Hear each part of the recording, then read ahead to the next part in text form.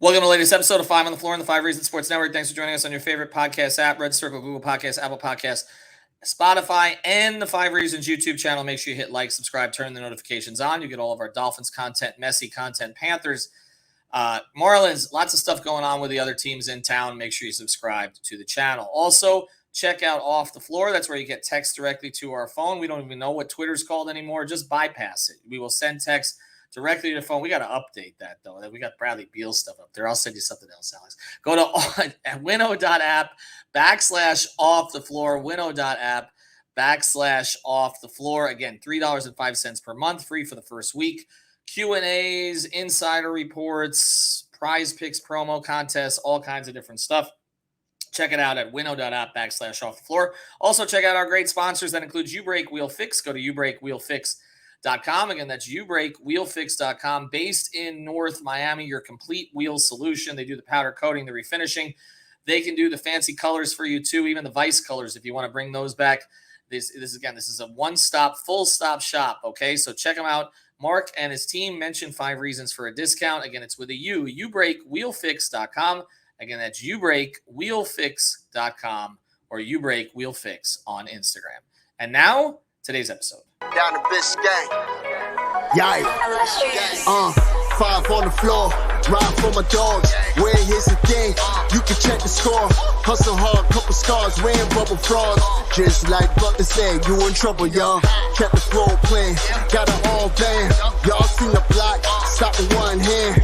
And Pat we trust. It's power, have the guts. We're here to bring the heat. Y'all can hang it up. Welcome to 5 on the Floor, a daily insider show on the Miami Heat and the NBA, featuring Ethan Skolnick, Greg Sylvander, and Alex Toledo, plus others from the 5 Reasons Sports Network. All right, welcome back to 5 on the Floor. Here's today's floor plan. I got Alex Toledo. You can follow him at Tropical Blanket. I got Greg Sylvander. You can follow him at Greg Sylvander. Thanks to Brady Hawk for joining me on Playback earlier today. We broke down Caleb Martin and kind of the development of his game. Of course, it ventured into Dame talk and Josh Richardson talk and a whole bunch of other talk. Make sure you're checking us out on Playback. All right, there was a news event today. That's why we decided to pod a little bit early. Jaylen Brown has gotten the bag, which he won't be able to hold with his left hand. Sorry about that. I threw that on Twitter already.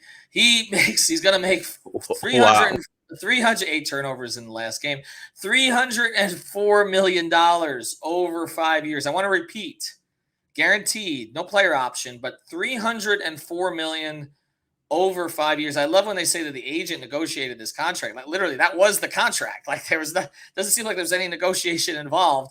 Jaylen Brown, the second best player on the Boston Celtics, although sometimes at times he looks like the best. But even in the recent Ringer rankings, which we know is a Boston-based entity, wasn't in the top 20 in the league. He was actually behind Bam, and he's going to be making $304 million over 5 years. I was saying Scottie Pippen must be looking at this and just vomiting. There's a whole bunch of stuff that would make Scottie want to do that in the news, but Scottie was the second best player on a team that won 6 titles. I know inflation, but during that time, he made under $25 million with the Chicago Bulls total, 109 over the course of his career, mostly because of what he made with the Blazers and the Rockets afterwards. But, Jaylen Brown's ceiling, I don't think, is even Scottie Pippen, and you're getting $304 million. So a few reasons we want to talk about this, and then we're going to pivot a little bit into Tyler Herro talk because there's been some stuff going on, thanks Chef Trilly, that we want to have some fun with, and also want to explore it seriously to see if the Miami Heat could actually keep Tyler Herro. And I actually think this Jaylen Brown thing plays into that a little bit. So we're going to get into that. But, Greg, as I look at this, here's what I say with Boston, okay? First thing, there were a lot of Celtics fans that didn't want this extension to be given to Jaylen Brown. I've been following them pretty carefully all offseason because they've been complaining about the Heat, and not just the physical Heat, but the Miami Heat. And they didn't feel that this was a good investment for a few reasons. One is the relationship between him and Tatum seems okay, but doesn't seem perfect. The relationship between the Celtics and Brown has never seemed great. The city in Boston and Brown doesn't seem great. I just want to say I like Jaylen Brown. Like I like him. I respect him. I respect what he's become. He's a bright guy. I believe in a lot of what he believes in, stands for. But $304 million. The Celtics have basically locked themselves in to this core completely in a way that the Heat haven't even. And this is with the addition of Porzingis. They are now going to be over the second apron for sure at least this season, which means they cannot use a lot of these vehicles. They can't use mid-level exceptions. They can't get buyout guys. They're essentially stuck. Everybody's talking about what they have. Okay, but they traded Smart, who was kind of the guts of their team. And Brogdon's not healthy. Like, that's one of the reasons he couldn't be traded. Their young guys have not really developed into much. I don't actually know if this is going to work out for them, even though this is the going rate right now. And it also puts into context, Bam's contract's pretty good. Tyler's contract isn't so bad. Even Duncan's contract isn't so bad. So your thoughts on the Celtics situation? I mean, it's all relative because percentage of the cap is just going to make this skyrocket for everyone. So like, I guess what I would say is that Bam's contract looks like and we're not going to spend a lot of time on Bam's contract, I promise, but it looks like such a discount compared to where he ranks as a player, at least by my view. But if he were to re-up with an extension at the percentage of the cap in, let's say, a year and a half, he may have a number closer to or higher than Jaylen Brown, depending on what accolades he could, make and things like that. I digress from that to say that Boston is 100% locked in here. They were, without the Jaylen Brown extension, done. There was always a little bit, I think, of the NBA landscape that said, okay, so we're watching Philly, maybe, and we're watching Boston, maybe, for Dame. And I think now you can 100% cross Boston off the list. Like, there's not even like a functional way for them to backdoor their way into Dame Lillard now. So that's an interesting point of it.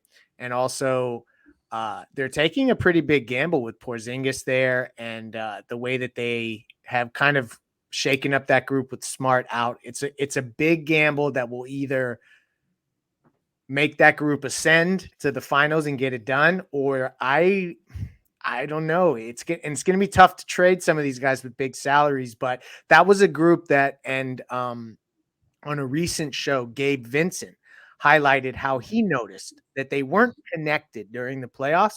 And so if that's happening during the conference finals and a player on the opposing team can feel it, if that vibe is that palpable, I just wonder about what that looks like if there is any kind of implosion there. So that's just a situation to monitor and one less team to worry about for Dame Lillard. Alex, I want to pivot to that point first, the basketball stuff, and then we will get back to the Dame thing, which obviously affects the Heat directly. But you're investing that much money in this core, which over the past 4 years, which is basically the same timeline as the Jimmy core, right? Because you've seen this team play the Heat 3 times in 4 postseasons. They've lost twice. The one time they won by the hair on their chin, which was a Jimmy shot at the end. They did look disconnected, obviously, when they fell behind 3-0, but they looked disconnected a lot during that postseason series against the Heat, the Eastern Conference Finals this year. And they looked like they had an underwhelming coach who the team didn't really buy into. And I'm just like, you're spending this much money on this group, which I know you're adding Porzingis, but you just took the guts out of it with Smart. It hasn't won a championship yet. I mean, it pushed Golden State in the finals, I guess. It's like, it feels like the only thing they can do now going forward would be to fire the coach, right? Like, because they basically said these players, Tatum and Brown, because Tatum's going to get the bag when it's his turn. They're good enough and they're worth spending a freaking fortune, when often the Celtics haven't spent that kind of money traditionally under this ownership group. It feels a little risky to me. I mean, it's definitely risky. There's no doubt about it. There's some risk involved when you're paying upwards of $60 million on average for a 5-year deal on somebody who has in kind of back-to-back conference finals just kind of shit the bed. Sorry, I know we don't really curse much on this program, but just I think we've seen what Jaylen Brown can and can't do. And we know the playoffs are a matchup thing. The Heat give him problems, right? Maybe it's just the Heat thing. But in reality, like, the guy has his flaws. You already made the joke at the top of the show, Ethan. Like, everybody in the league knows he has no left hand. Right. And I think it gets used against him. The scouting report is out there. And I just wanted to quickly look up, what he did in his past conference finals. He averaged 19 points, 6 rebounds, 3 assists. nothing spectacular. But when you look into the percentages, under 42% from the field, and then that doesn't even get into the turnovers, man. Like, if I'm a Celtics fan, I would feel very like it's almost bittersweet, right? Because it's like, yeah, this Jaylen Brown, Jason Tatum vision they're in the next chapter. They added Porzingis. He's gonna be the third best player. This team has been far over and over and over.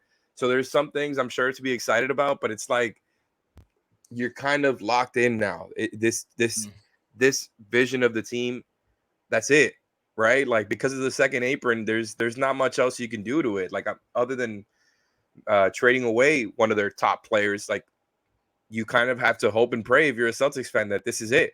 And I don't know that it is. Like, and I know, like, none of us really like the Celtics here, but I really do think objectively, like you mentioned, losing Grant and losing Smart, it's going to hurt them. The Porzingis thing, I think there's going to be some time for everything to kind of gel there. Losing the point guard, losing the heart, like, all of this just feels a little bit murky now, especially with what Leif was talking about with, guys not being connected.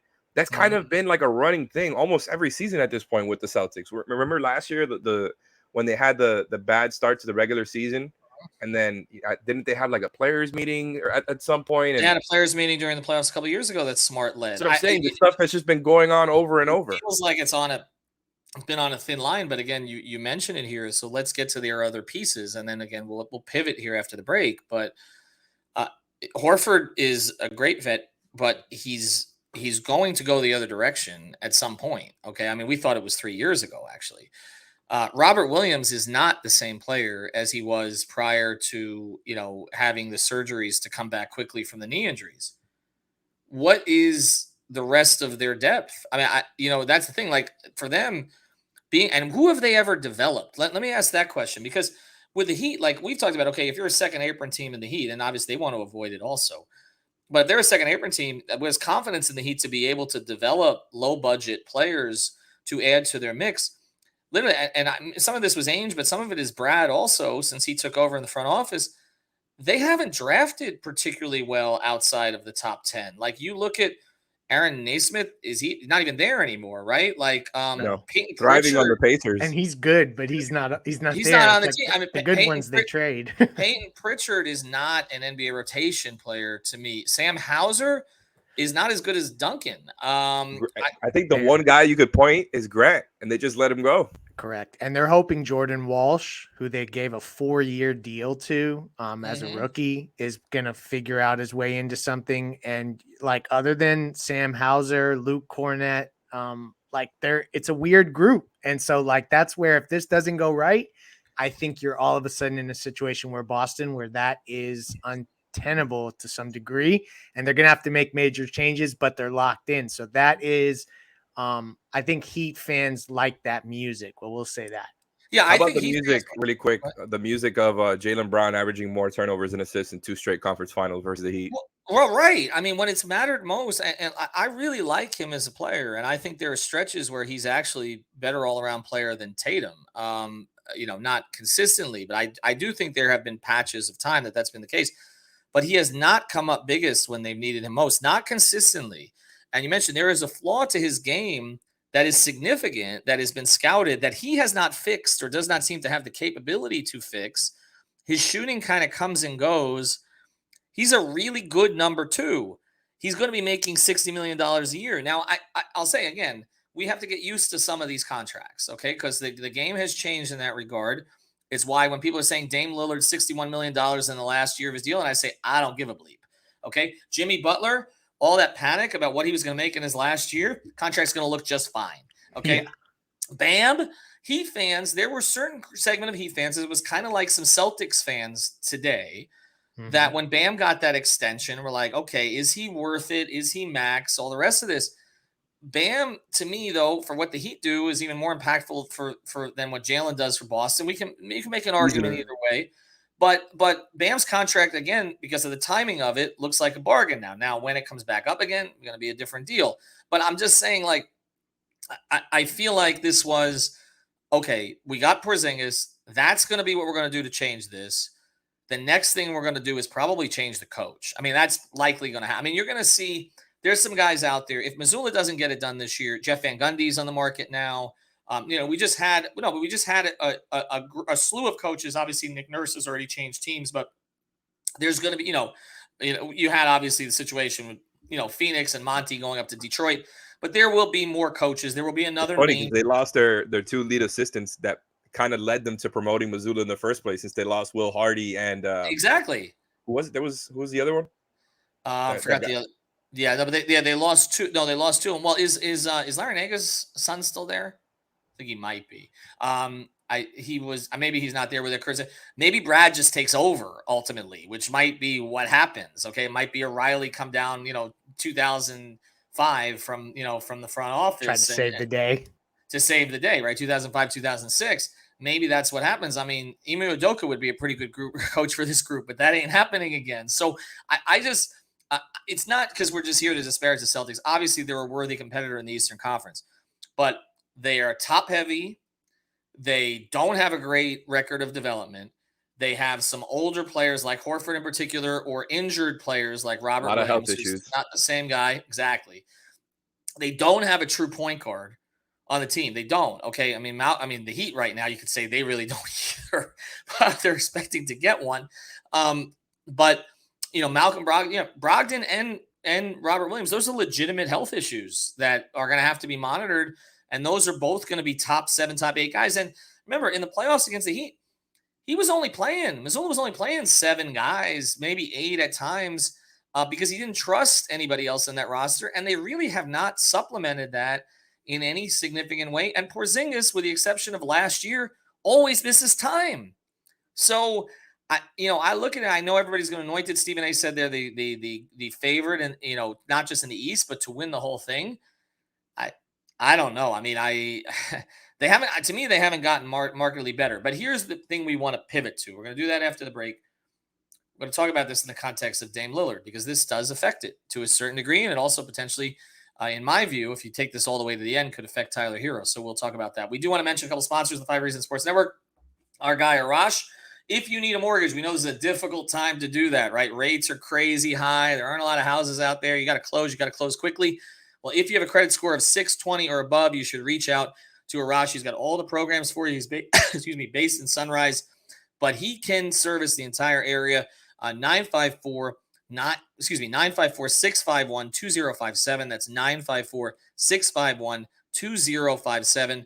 MortgageByArash.com. Big Miami sports fan, again, based in sort of the western part of Broward County near the Panthers arena. But he can help you wherever you are. And again, he's got all the programs, 620 or above, you're good. And he'll get it done quickly, and he'll get it done right for you. So reach out to him again at mortgagebyarash.com. Make sure you mention 5 Reasons. Also check out PrizePicks. Use code 5 FIVE.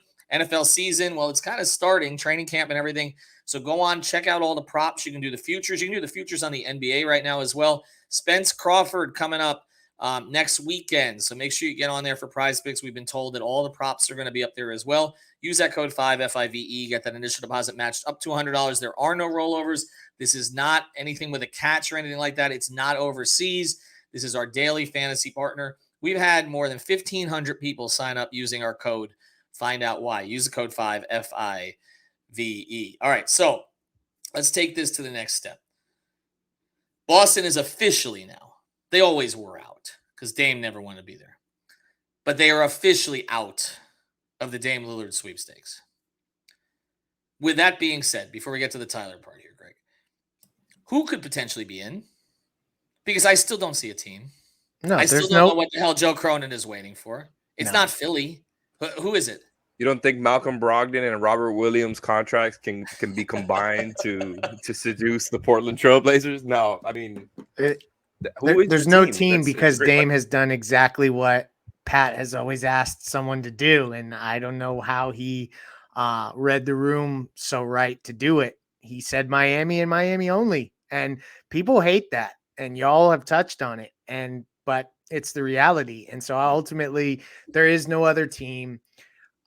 There's always like the spiteful chance of some team coming out of nowhere. And this is the rare circumstance where it just doesn't make sense, because ultimately Dame's contract is to even like a mid-market that wanted to take a shot, it's a big contract. So if he's not happy, that doesn't work. So to me, this is just all telegraphed to eventually end the way we think it's going to end. It's just how will that look?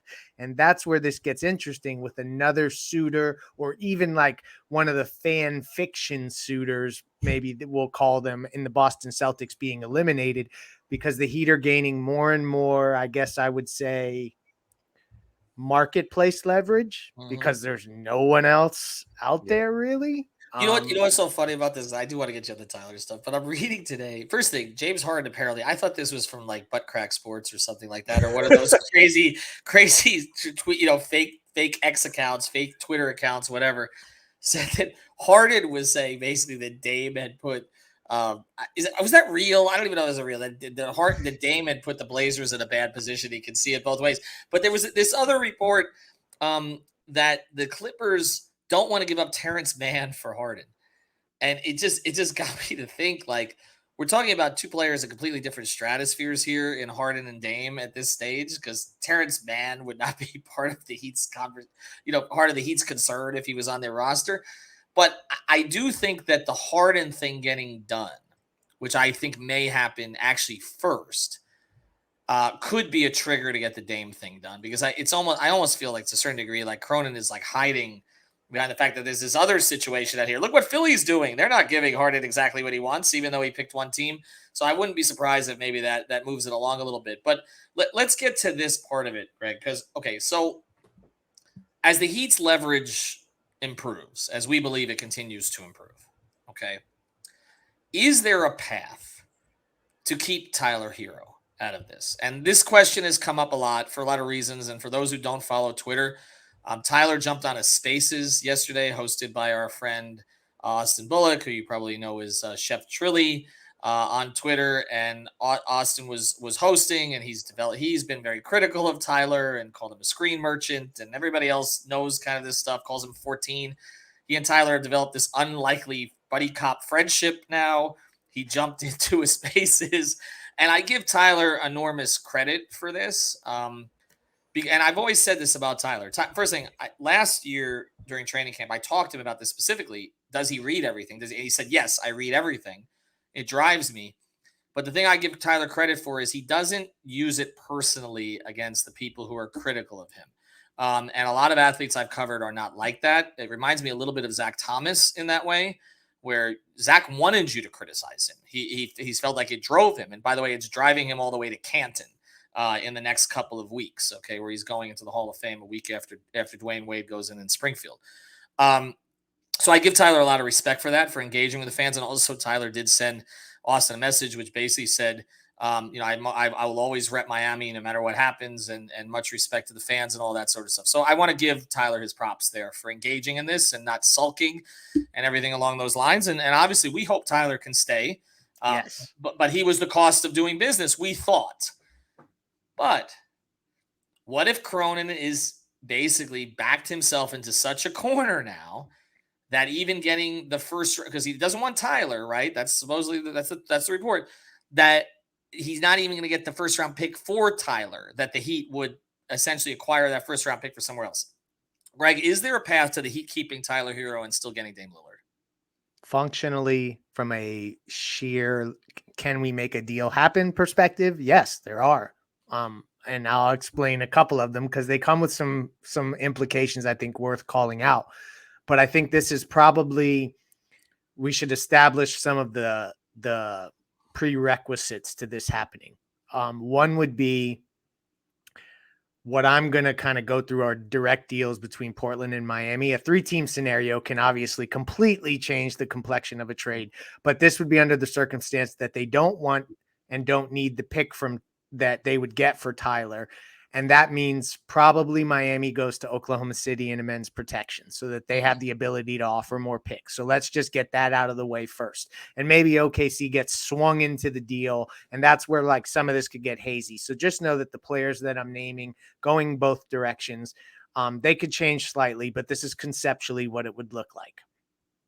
If no Tyler Herro is involved, you could get Damian Lillard, Nasir Little, and salary filler, another minimum player. I put Jabari Walker in here just to see if the cap numbers would work out. I don't know if they'd part with him, but just follow me here. Okay. If Tyler was not included, they could send out Kyle Lowry, Duncan Robinson, Jovic, Jaquez, all the available picks and swaps, and that would keep Caleb out of the deal. It would keep Tyler out of the deal, and it would prioritize what would probably equate to 4 first-round picks, including the swaps and the 2 most recent first-round picks for the Miami Heat, which would basically the Heat would that would be internalized as 6 drafts worth of equity for Dame Lillard, but they would hold on to Tyler. So that's one circumstance. The other one quickly would be Damian Lillard coming with Nurkic, which would allow them to put Lowry, Duncan Robinson, Caleb Martin, Jaquez, Jovic all in the deal, plus the draft capital. But again, this is under the caveat that they would then have a starting backcourt of Dame Lillard and Tyler Herro, which you could argue would be the best backcourt in the NBA. So offensively, not defensively. Correct. Sorry. But so those are the 2 ways. Basically what I'm getting at here is that it would be all the young players. It would likely, I feel like somehow Caleb would have to be included because of his expiring deal and his talent. So it's possible, but probable. I don't know if I'm there yet. Let me look at that second deal first. So Caleb's out. So you're looking at, as you said, Dame and Tyler, which is kind of similar to what Dame had in Portland for about 7 years. It's a little similar to the Dame CJ thing, right? So you've got Dame, Tyler, Jimmy, Bam, Highsmith, and Bam. Kevin Love. Or Kevin Love would start, but I would bet no way Kevin Love would start with Dame and Tyler. Haywood Highsmith would start. You're right. You'd have to. So it's good to do this. Josh is your 6th man. Correct. And you have Thomas Bryant, right, or Orlando Robinson, and you'd have to sign guys because you'd have. No. But wait, you're bringing Jurkic in it, and Nurkic in that, right? You are. So maybe you don't guarantee Orlando. All the silent letters here. So you have Nurkic. Okay. Well, you can't trade Orlando Robinson now anyway, right? But you can just not guarantee his contract before opening night, and then he's off the books. Feels like that's something they were going to do, though. Okay, so yeah, you have a lot of excess bigs, but I mean that's fine. I mean, okay, so and then you probably need to go get a wing. Can you get a Kelly Oubre at the minimum? Derek Jones Jr. Right, and can you get Dragic as a backup point guard to Dame? Yeah, and probably a guy we're not talking about that we haven't identified yet. You need a wing, right? Yeah. How about Terrence Ross? Let's just keep saying his name out loud. It is interesting to me that I don't know how bad he was in Phoenix last year, but he didn't play much. And then, he really hasn't been talked about very much, but yeah, he's another shooter. We talked about him on Playback today. Brady and I did about, movement shooters that are out there. Will Barton's still out there too. If you think you can get anything out of him. Alex is shaking his head. All right. So that's the second possibility.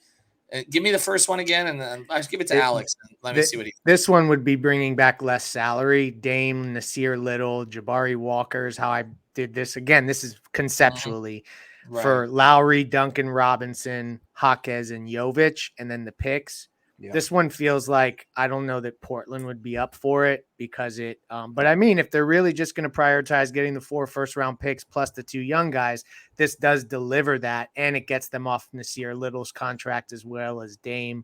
Can he play at all? By the way, he was hyped coming out of. I think they would play him.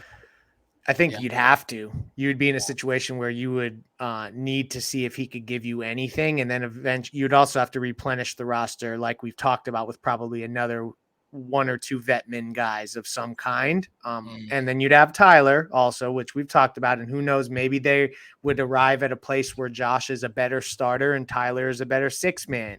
Bear with me. So there's avenues here, but I ultimately think that they're going to all come back to the table. A team is going to see an opportunistic moment to get a Tyler Herro for basically 1 draft asset, maybe 2.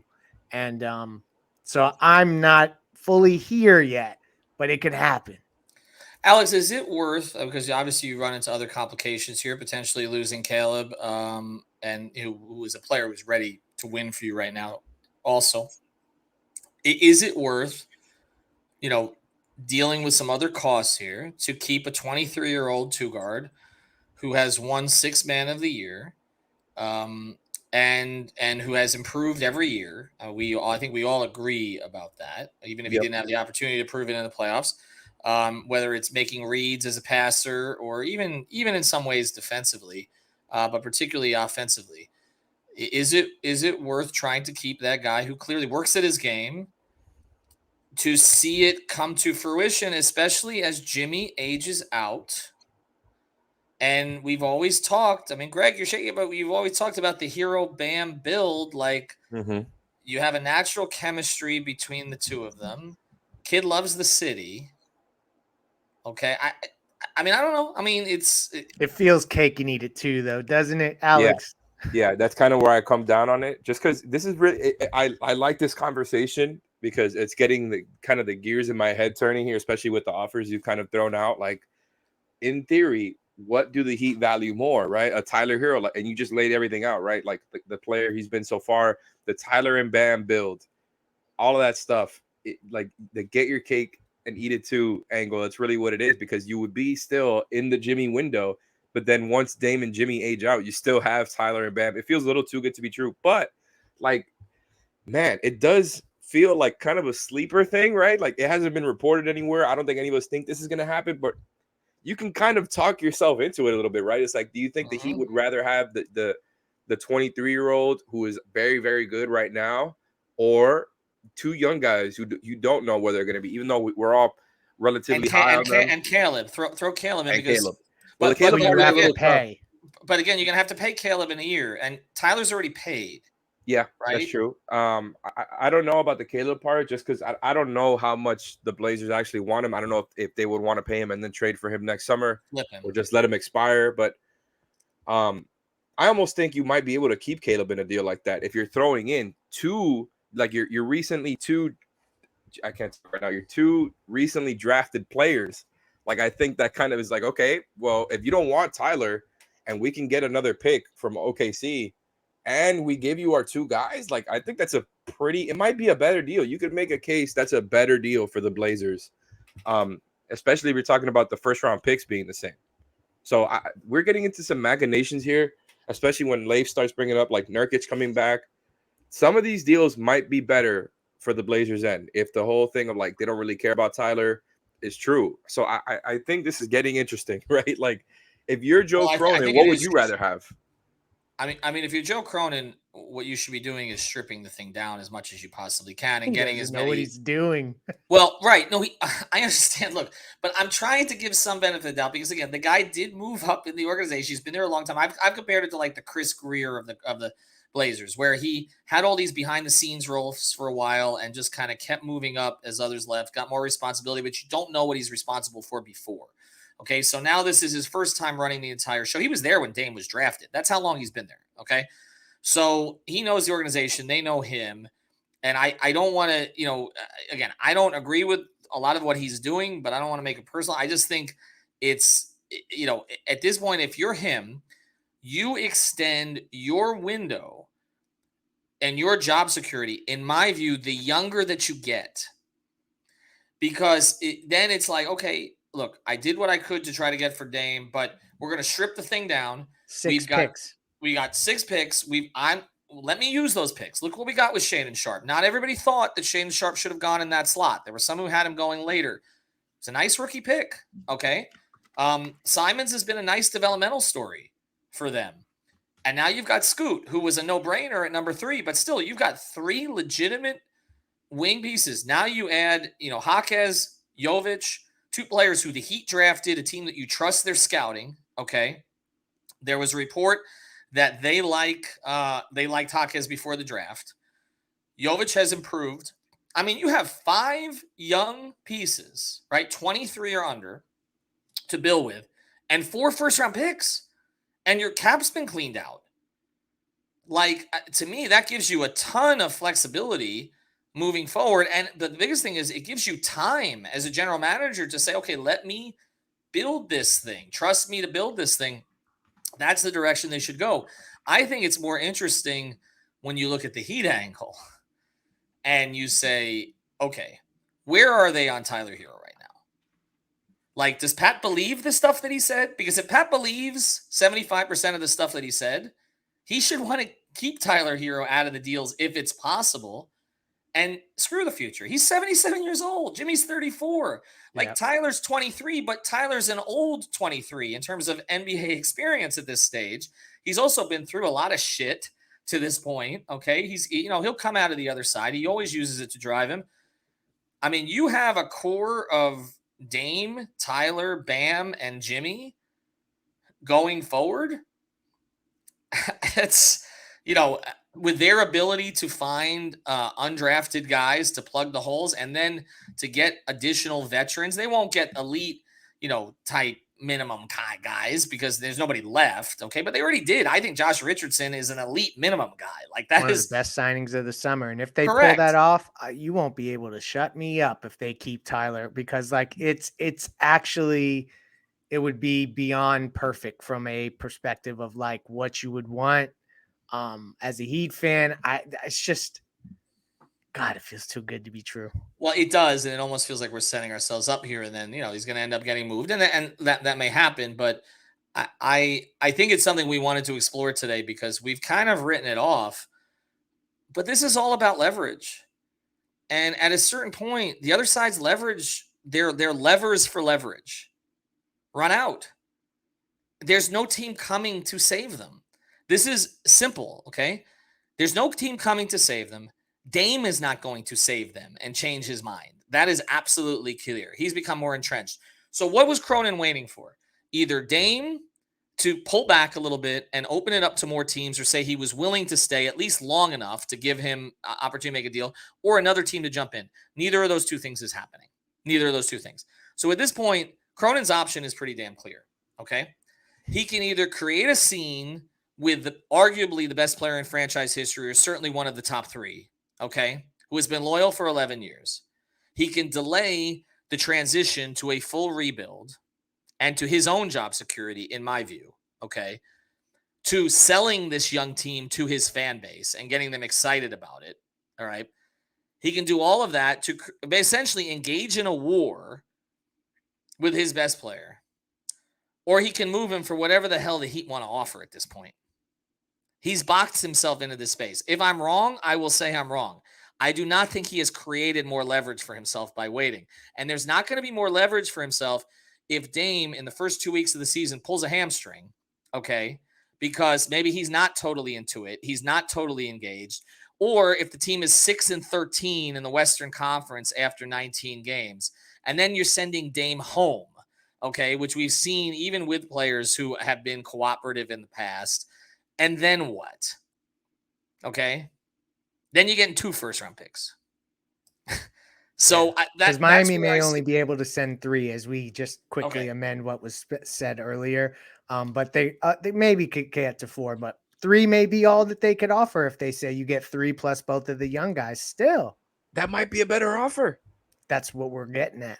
Yeah, like it's funny that we haven't really considered this earlier. That might just be the better offer. Like, if they really don't care about Tyler, and if all things wouldn't be equal, right? Let's say if it's 3 versus 4 picks, that you would get for trading Tyler. I think 3 plus Jaquez and Jovic, man, I think that's probably a better trade for a franchise that's going to be all about stockpiling young guys and had already drafted their centerpieces. And I think those guys positionally fit better too.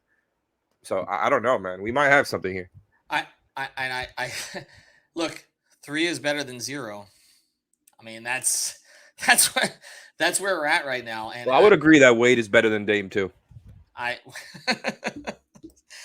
Well, there you go. All right. So we deviated to a different direction, but here's the thing. If Tyler ends up staying and it's a result of one of our trade proposals, then Tyler has to come on here. Stop going on with Trilly on Spaces. And we can hash that whole situation out here. He wants to stay.